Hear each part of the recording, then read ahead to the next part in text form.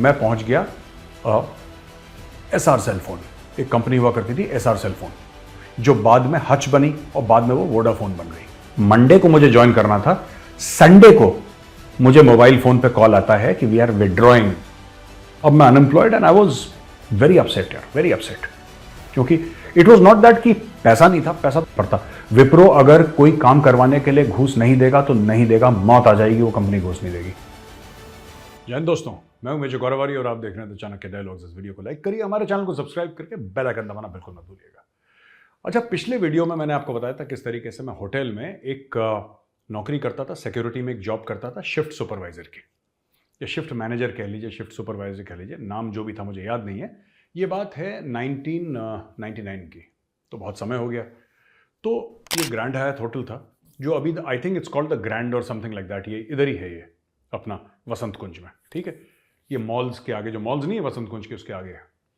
तो वहां पे मैं नोएडा से अपने स्कूटर पे जाता था रोज, और उस समय ये होटल जो है, ये इसकी ओपनिंग चल रही थी, लास्ट मिनट इसकी ओपनिंग चल रही थी। तो क्या हुआ कि एक HR के सीनियर लोग थे, मैं उनका नाम नहीं पता मुझे, तो मैं सवेरे था वहाँ पे, करीब 7:30-8 बजे का वक्त होगा। तो अर्ली मॉर्निंग में 6 बजे निकल जाया करता था नोएडा से स्कूटर पे अपने। और वहाँ पे जब मैं पहुँचा वहाँ पे, तो मैं वहाँ पे था, बाहर इंस्पेक्शन कर रहा था, तो वहाँ पे CCTV कैमराज लगे थे। तो ये HR वाला जो सीनियर बंदा था वो आया, वो एजेड टाइप का था उस वक्त, मतलब जितना मुझे याद है, हल्के से सफ़ेद बाल थे उसके। और वो आया दोस्तों वहाँ से, और वहाँ पे मुझसे बात करने लगा, और मैं उसको एक्सप्लेन करने लगा। वो मुझसे पूछ रहा था कि क्या है ये, क्या है ये, क्या है, आप लोग कैसे करते हैं, और मैं उसको समझाने लगा अपनी ज़बान में कि साहब ऐसे करते हैं, ऐसे करते हैं हम लोग, ये करते हैं, ये करते हैं। उसके हाथ ऐसे चलेगा और वो देख रहा है मेरी शक्ल को कि क्या ये क्या बोल रहा है, क्या। He kept on watching me. After that he said 5 minute के बाद अब ज़रा मेरे ऑफिस में आई है। तो मुझे लगा नौकरी गई, अब तो गोलू की नौकरी गई। मैंने कुछ गलत बोल दिया, पता नहीं क्या। और वैसे ही कॉन्ट्रैक्चुअल थे, तो बाहर वाली एजेंसी का था, तो उनको तो एजेंसी को फ़ोन करना था कि इसको बदलो, ये कौन है। तो ही सेड दैट, मतलब उन्होंने मुझे अपने ऑफिस में बुलाया, मैं खड़ा रहा, मुझसे कहते हैं बैठिए, तो मैं बैठ गया। Then he said what you have, tea और coffee. I said sir nothing sir, no no have something, कुछ तो भेजिए आप। I said sir I have a cup of coffee sir. तो कॉफ़ी पी रहे थे, बात कर रहे थे। तो he said what's your name, आपका नाम क्या है। तो I said sir my name is Gaurav Arya. He looked at me very closely, he says what did you say. I said sir, I said my name is Gaurav Arya sir. Okay, Gaurav, let me ask you one more time. What's your real name? Real name? नाम तो यही है अपना, माँ बाप ने तो यही नाम बताया था। कह रहे no, tell me your full name. अब गोलू गया फंस, क्योंकि HR वाले ने गोलू को पकड़ लिया। अगर एजुकेशनल सर्टिफिकेट्स मांगता, कुछ मांगता, ये तो अपने पास थे, अगले दिन मैं घर से लाके दिखा देता। लेकिन मैं जो चीज़ छुपा रहा था वो उस HR वाले ने पकड़ लिया। और मैंने बोला ठीक है, पकड़ लिया इसने तो सच बोल ही दो यार, क्या भागना है इससे। मैंने बोला sir my name is major Gaurav Arya. तो इसे आपने बताया नहीं, आप एक्स आर्मी ऑफिसर हैं। मैंने बोला सर यहाँ पे सिक्योरिटी में शिफ्ट सुपरवाइजर का काम कर रहा हूँ मैं, 11,000 की तनख्वाह पे। मुझे, अब मैं भी फौज का अफसर हूँ, मेरी भी अपनी एक काम कोई छोटा या बड़ा नहीं होता, जाहिर सी बात है, लेकिन फिर भी आपके कुछ एक्सपेक्टेशंस होते हैं। तो सुनता रहा मेरी बात। फिर उसने मुझसे पूछा, तो बात पहले हिंदी से शुरू करी, अंग्रेजी पे बात गई, और दोनों भाषाओं में बात हो रही थी। फिर ही आस्क्ड मी, आपने ग्रेजुएशन कहाँ से करा। अब तो मैं पूरी तरीके से फंस गया। तो I said sir class of 92, history honours, saint Stephen's college Delhi. He said what, you are a Stephanian. I said yes sir. He said you are a Stephanian, you are an Indian army major, और आप ये job कर रहे हो। मैंने बोला sir यही मिली, मुझे तो इसके अलावा कुछ आता भी नहीं है, और मुझे तो ये भी नहीं आता जो मैं कर रहा हूं, मैं तो सीख रहा हूं। तो दोस्तों धीरे धीरे उससे बात होती गई, करीब आधे घंटे बात हुई उससे, और उसने पता है क्या बोला मुझे। उसने बोला आप यहां से रिजाइन करके निकल लो।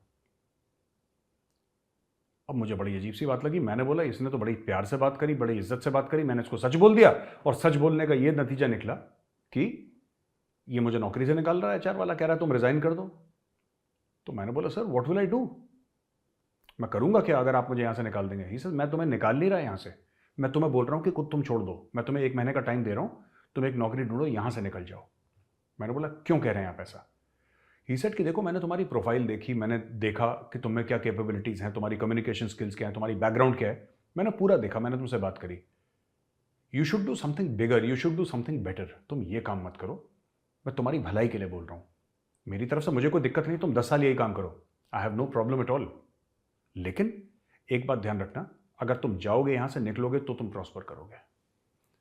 और ये तो बड़ी असमंजस है कि आदमी आपसे इतना इंप्रेस हो गया कि उसने आपको नौकरी से निकाल दिया। ये पहली बार किसी के साथ हो रहा था। अच्छा, गोलू के साथ भी अजीब अजीब चीज़ें होती हैं ना। तो फिर मैंने अखबार, क्योंकि उस ज़माने में naukri.com ये सब तो वेबसाइट्स होती नहीं थी, ना हमें पता था इसके बारे में, आई डोंट थिंक ऐसा कुछ होता भी था, 99 की बात कर रहा हूँ। तो फिर मैंने अखबार देखे और वो जो क्लासिफाइड कॉलम्स आते हैं ना, फिर मैंने जॉब के लिए अप्लाई करा। और घर में बहुत पहले एक बहुत वो डब्बे जैसा एप्पल का कंप्यूटर रखा हुआ था, तो वो एप्पल का कंप्यूटर जो था वो मैंने निकाला, उस पर धीरे धीरे एक एक करके, अब तो वैसे बिना देखे टाइप करता हूँ ना मैं आजकल, क्योंकि इतनी आदत हो गई। उस ज़माने में तो नहीं था ए, फिर ए, बड़ा ए कैसे आता है यार, आर्या में तो बड़ा ए लगेगा, बड़ा ए कैसे आता है। तो फिर मैं अपनी छोटी बहन से पूछता था कि बेटा बताओ ये बड़ा ए कैसे होता है। कहती भैया इसको दबा के फिर दबाइए तब बड़ा ए होता है, तो फिर उसको दबा के तो इस तरीके से मैंने वो पूरा 1-2 दिन लगे, मैंने पूरा अपना सीवी मतलब अपडेट करा। और सीवी अपडेट करने के बाद मैंने फिर पोस्ट कर दिया, क्योंकि उस ज़माने में ऐसे ही होता था, आपको एक पोस्ट ऑफिस का एड्रेस दिया जाता था या कंपनी का एड्रेस दिया था, तो मैंने भेजे वो लेटर्स ना। तो मुझे इंटरव्यू का कॉल आया और उन्होंने मुझे सेलेक्ट कर लिया। ये कंपनी थी नोएडा फेज़ 2, ये जहाँ पे वो क्या कहते हैं, जो ओल्ड रोड थी ना, पुरानी ग्रेटर नोएडा की रोड, वहाँ पे उधर था ये फेज़ 2। और ये नोएडा एक्सपोर्ट प्रोसेस SEPZ ऐसी कुछ हुआ करता था उसके आगे। और वहाँ पे और भी बड़ी बड़ी कंपनीज थी, वहाँ पे सैमसंग की भी थी और इसकी भी थी वहाँ पे, उस ज़माने में थी, अब तो पता नहीं है ही नहीं वहाँ पे। तो ये सब कंपनी थी, मित्सुबिशी की और भी कंपनीज। तो एक छोटी सी कंपनी जो ट्रैक्टर के पार्ट्स बनाती थी, ट्रैक्टर के कुछ पार्ट्स बनाती थी, अच्छी कंपनी थी, छोटी थी लेकिन it was very professionally run. मैं वहाँ पे गया, वहाँ पे सब कुछ ठीक ठाक चल रहा था। वही चीज़ मेरे साथ एक आर्मी ऑफिसर आए, senior army officer, in the sense कि कर्नल साहब थे, मुझसे बहुत सीनियर थे वो। और कर्नल साहब ने मुझे वही बात बोली जो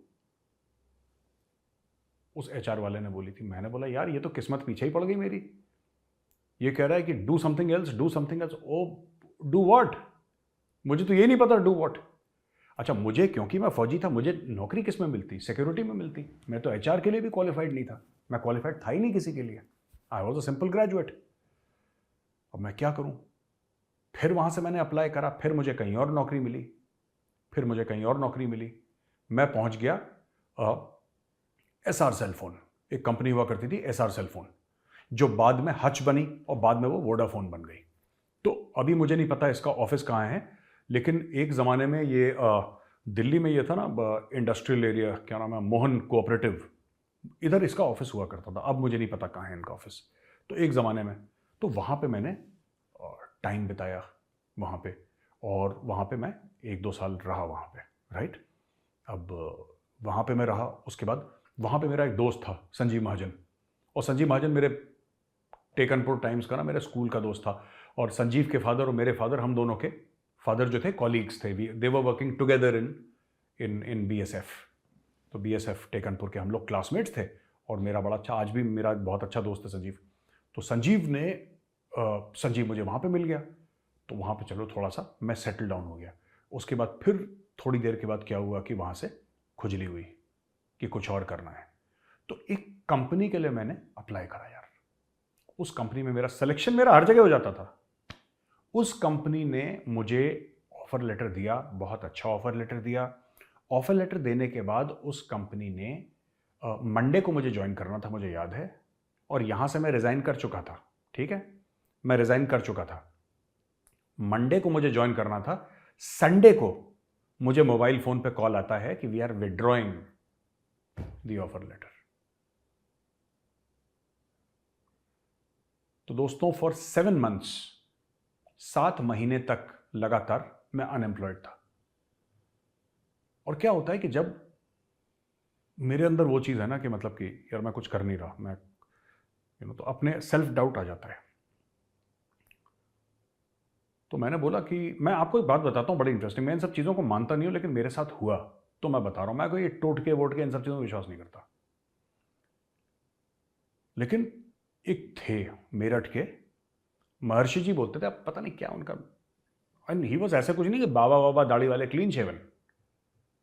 और यहाँ पे वो गाजियाबाद में कहीं पे मेरठ से आते थे हफ्ते में 1-2 दिन, और यहाँ पे लोग उनसे मिलते थे, तो मैं भी चला गया मिलने के लिए। यार मैं आपको बताता हूँ, ये मेरे साथ पर्सनली हो रखा है। अब मैं unemployed and I was very upset यार, वेरी अपसेट। क्योंकि इट वॉज नॉट दैट कि पैसा नहीं था, पैसा तो अलग चीज़ है, क्योंकि मेरी ज़रूरतें बहुत कम है, तो मुझे इतना पैसे का कभी वो नहीं लगता कि यार मेरे पास पैसे नहीं है। लेकिन खुद की सेल्फ रिस्पेक्ट पे बात आ जाती है। आप घर पे बैठे हैं यार, जवान लड़का घर पे बैठा है, it's very, for me, parents ने कभी कुछ नहीं बोला, लेकिन ना I was always very conscious. मैं बिल्कुल, फिर वही चीज़, फिर वही गाड़ी पकड़ के यहाँ जाना वहाँ जाना, बात करना, ईमेल करना, तब तक ईमेल शीमेल का शुरू हो गया था मामला, ये कर वो सब मैं दोबारा शुरू कर रहा था, हो ही नहीं रहा था कुछ।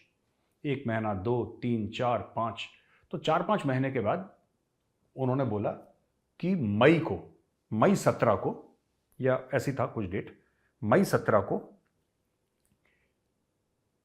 आप ये कर दो कुछ अपने घर पे, और मई 17 को आपको कॉल आ जाएगा। मैंने बोला यार ये महर्षि जी ने तो क्या बात कर दी, तो बेकार की चीज़ है, ऐसे होता है मई 17 को कॉल आ जाएगा, झूठ बोल रहे हैं, ऐसा हो ही नहीं सकता। और दोस्तों मई 17 आया, शाम हुई, रात हुई, और मैंने बोला यार देखो, मैंने मम्मी को बोला, मैंने बोला माँ देखिए क्या हो गया, इतनी उम्मीद से गए थे। जब आदमी की हालत खराब होती है ना, जब आदमी को उम्मीद नहीं दिखाई देती, फिर आदमी डेस्परेशन में ये सब चीज़ें ढूंढता है। मैं इन सब चीज़ों में विश्वास नहीं करता, लेकिन ये मेरे साथ हुआ, इसलिए मैं आपको बता रहा हूँ ये किस्सा।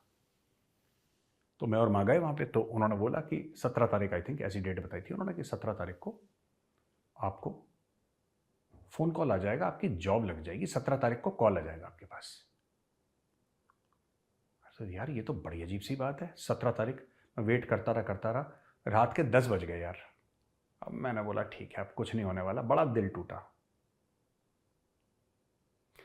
मैं बता रहा हूं बाय गॉड, रात के 10 बजे मेरा फोन बजता है और एक लेडी बोलती है, hi Gaurav, is that major Gaurav Arya? ऐसे yes, hi, sorry for calling at this late hour, आपको लेट फोन कर रही हूँ, उसके लिए माफी चाहती हूँ आपसे, क्या आपसे 2 मिनट बात हो सकती है? मतलब करो, तो फ्री आदमी बैठे हैं अपने, 24 घंटे बात करो क्या। उसने अपना नाम बताया, Sharmishtha and I am calling from Wipro technologies Bangalore. मैंने बोला रात के 10 बजे विप्रो से कॉल आ रहा है, और विप्रो जैसी कंपनी मुझ जैसे बंदे को, यार मैं, ये क्या लॉजिक है यार, विश्वास ही नहीं हुआ मुझे। कहते can you come for an interview tomorrow? I said yes. कहाँ आना है? जी गुड़गांव आना है। गुड़गांव में कहाँ आना है? तो बोला साहब उद्योग विहार में एक जगह है जहाँ पे आपको आना है, और ये कोई XYZ हमारे आ रहे हैं, वो आपसे मिलना चाहेंगे, आपका रिज्यूमे शॉर्टलिस्ट हुआ है। तो मैं माँ के पास गया, पापा के पास गया, मैंने बोला यार ये कैसे हो गया? उन्होंने बोला था कॉल कैसे आ गया रात के 10 बजे? अब उन्होंने बोला देखो बेटा आ गया, जाओ कल, ऑल द बेस्ट। तो मैं सवेरे गया गुड़गांव, मुझे 11 बजे बोला था पहुंचने के लिए, तो मैं सवेरे सवेरे गया मंदिर, नहा धो के घर आया, नाश्ता करके गाड़ी पकड़ के गुड़गांव 2 कॉपी अपनी CV की फाइल में ले जाके अपने गाड़ी पार्क करी, ऊपर गया। बोला कि 2nd फ्लोर पे जाइए, तो मैं पैदल गया 2nd फ्लोर पे, और एक बंदा वहां पे बैठा, oh smart handsome guy, he is sitting in front. Hello Gaurav, I say good morning sir. Morning, please sit down, thank you sir. तो बात करने लगा ये वो जो आदमी था। अच्छा sir, I am sorry I don't know your name. तो कह रहा है call me Hari, my name is Hari Hegde. तो आई सेड यस सर। तो फिर अपनी बात वो, that person started explaining everything and he started asking me questions, और डिटेल में 45 minute, for 45 minutes there was a conversation. He did not grill me, उन्होंने ऐसा नहीं करा कि इंटरव्यू में सवाल जवाब चल रहे हैं, बताओ, no no no, it was a conversation that was happening and your ideas, exchange of ideas. और मुझे उस वक्त नहीं पता था इंटरव्यू जा किस डायरेक्शन में रहा है. Where is this interview going, where is this interview going. यार suddenly he just got up and he said, well Gaurav, welcome to the family. मैंने हाथ मिलाया. I said, sir, इसका क्या मतलब है? He said, by the way, let me tell you my name, my full name. I am Major Hari Hegde and I am head of operation support for Wipro Technologies. मैंने बोला यार ये तो कमाल हो गया, ये तो कमाल हो गया. बोला था उन्होंने महर्षि जी ने, और ये काम हो गया, जॉब मिल गई. तो मैंने बड़ा यार, मैं सीधा वहाँ से मैं बताता हूँ कि मैं फ़ोन मेरा गाड़ी में रखा मैंने, मैं भागा, और एक मंदिर था बीच में. मैं सबसे पहले भोले बाबा के मंदिर में गया, मैंने माथा टेका, मैंने बोला भोले बाबा बहुत बहुत धन्यवाद आपका. मंदिर से बाहर आया हूँगा तो 2 मिस्ड कॉल्स थे, वही शर्मिष्ठा के, जिसने मुझे कॉल करा था. एंड शी सेड कि गौरव, आप अपने जितने भी सर्टिफिकेट्स हैं आपके 10th 12th ग्रेजुएशन ब्ला ब्ला जो भी हैं आपके, you just send it to us, आप भेजो हमको एक बार. तो ऐसे ठीक है, मैंने सबके सब भेज दिए. 48 घंटे के अंदर ऑफर लेटर आ गया, मैंने विप्रो ज्वाइन कर ली. महर्षि जी के पास गए मिठाई लेके, महर्षि जी को बहुत बहुत धन्यवाद बोला, बहुत थैंक यू बोला. महर्षि जी पैसे वैसे नहीं लेते थे, ठीक है ना. अगर आपने दे दिया तो ठीक है, नहीं दिया तो ठीक है, उनको कोई फर्क नहीं पड़ता, ठीक है. उन्होंने कभी नहीं बोला कि मेरी इतनी दक्षिणा है, मुझे 1000 रुपये दे दो, 500 रुपये, उन्होंने आज तक नहीं बोला. और हम लोग करीब 5 बार गए होंगे माहौर में, और कभी नहीं बोला उन्होंने. दे दिए तो ठीक है, नहीं दिए तो ठीक है, ठीक है, थैंक यू नेक्स्ट. उनका ऐसा था कि ठीक है आप जाइए, दूसरे को भेजिए. तो ही वॉज लाइक दिस. तो उनको जाके थैंक यू बोला. और उसके बाद विप्रो टेक्नोलॉजी, दोस्तों मैंने कई कंपनियों में काम करा है. मैं आपको बताता हूँ, मैंने कई कंपनियों में काम करा, कई कंपनियों में, लेकिन मैंने विप्रो जैसी कंपनी में काम नहीं करा. मतलब I have work for the big 4 consultants. I mean 1 consultant out of the big 4. मैं आगे बताऊंगा आपको. मुझे कई चीज़ों में, मतलब I have worked for this, I worked for that. मैंने कई मल्टीनेशनल कंपनीज, बड़ी बड़ी कंपनीज में काम करा, लेकिन I have never work for a company like Wipro technologies. जो विप्रो ने मुझे सिखाया, जो विप्रो ने मुझे दिया, जो विप्रो ने बनाया, मोल्ड करा, एजुकेट करा, outstanding. And Major Hari Hegde, what a fantastic leader, yaar. That guy was bloody 24 karat gold, yaar. वो थोड़ा strict थे, वो फौजी टाइप है ना, strict, but strict in the sense that he was very fair.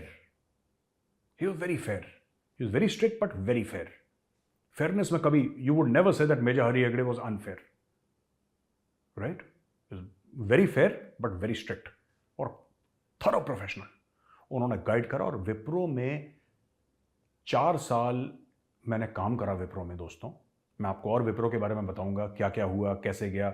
एक office, वहाँ पे हेड ऑफिस हुआ करता था. अब ये पुरानी यादें हैं, पता नहीं क्या है आजकल का. तो वो सरजापुर एक जगह बैंगलोर में, वहाँ पे बैंगलोर का ऑफिस था. एक इलेक्ट्रॉनिक सिटी में हुआ करता था, एक सिल बोर्ड था, पता नहीं क्या क्या ऐसी ऐसी जगह.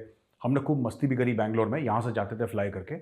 और काफ़ी अच्छा एक्सपोजर विप्रो मेरा, काफ़ी सीखने को. लेकिन you know the biggest thing I learned from Wipro, apart from corporate professionalism, जो मैंने विप्रो में सबसे बड़ी चीज़ मैंने देखी, पहली बार मैंने देखा ना कि कॉर्पोरेट में भी ना इंटेग्रिटी की इज्जत है. And Wipro was one company in which I realise that ईमानदारी की एक्चुअली इज्जत है उस कंपनी में, विप्रो टेक्नोलॉजीज में. ईमानदार लोगों की इज्जत है, ईमानदारी की इज्जत है. And that company respects integrity. और बाइनरी मामला है वहाँ पे, उनको कोई फर्क नहीं पड़ता.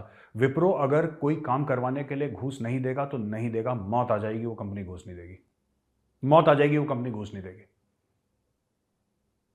It will not offer a bribe. नहीं करेगी, नहीं करेगी वो. उसका वो जो चेयरमैन था हमारे टाइम पे, एएचपी था चेयरमैन, अभी तो एएचपी का बेटा है, AHP Azim Prem ji, Azim Hashim Prem ji was the chairman during our time, and he was like this. His son is also, I believe, like this. I have never met his son.